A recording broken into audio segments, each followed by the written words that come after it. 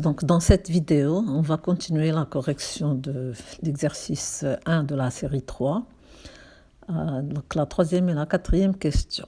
Alors à la troisième question, nous donne F3 l'ensemble des x, y, z, t dans R4, tels que x plus y moins z égale 0 et y plus z moins t égale 0. Donc on nous demande de trouver la dimension, une base de ce sous-espace vectoriel et sa dimension.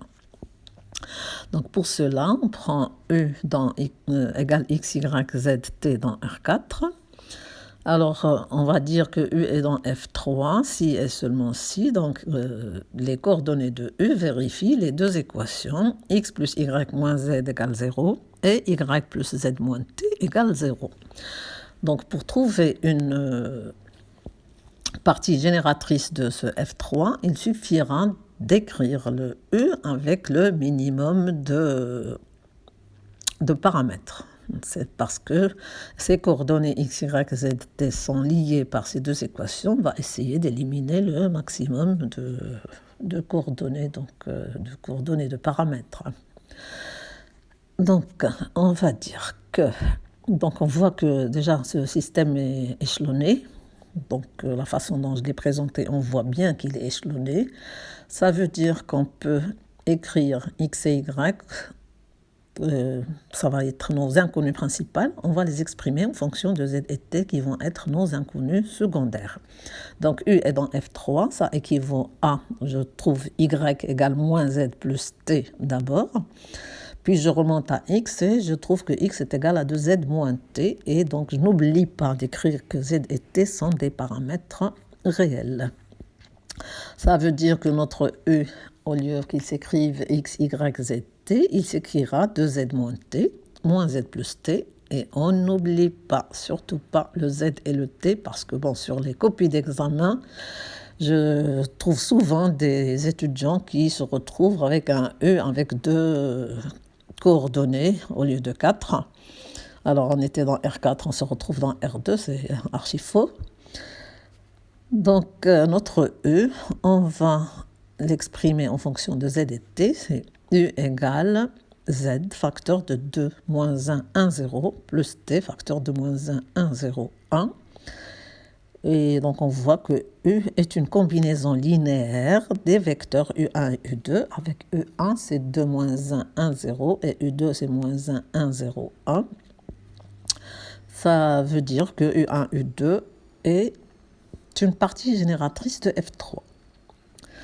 Alors en général, quand on a bien simplifié nos écritures des éléments de sous-espace, on tombe directement sur une base du sous-espace.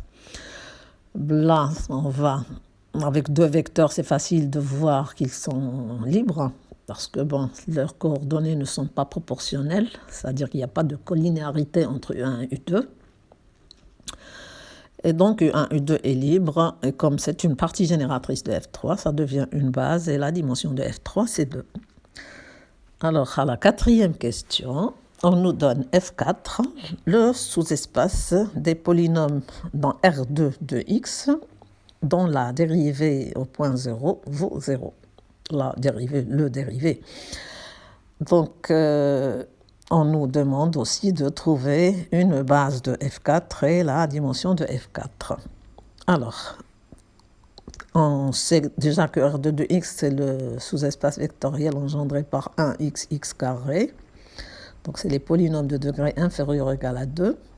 Donc, si je prends un polynôme dans R2 de x, il va s'écrire A0 plus A1x plus A2x carré avec A0, A1, A2 dans R.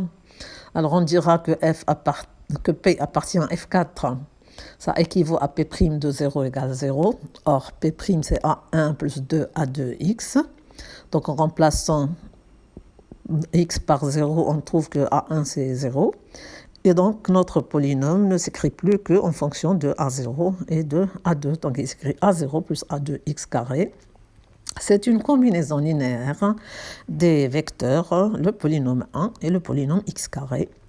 Et comme 1x carré est une partie de la base canonique de R2 de x qui est 1x carré, ça constitue une famille libre, puisqu'on sait que toute sous-famille d'une famille libre est une famille libre.